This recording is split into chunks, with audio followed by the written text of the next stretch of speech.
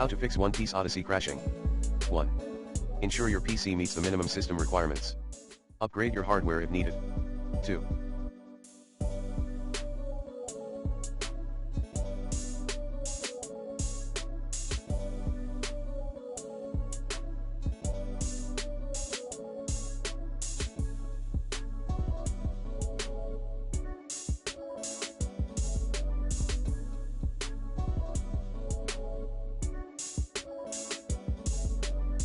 Shut down all unnecessary background apps with WTM.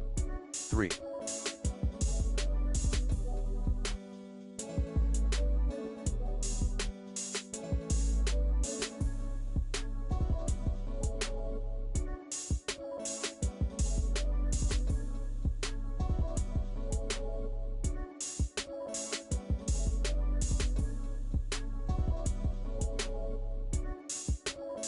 Run Steam or Game Launcher as an admin. 4. Verify the integrity of game files in Steam. 5.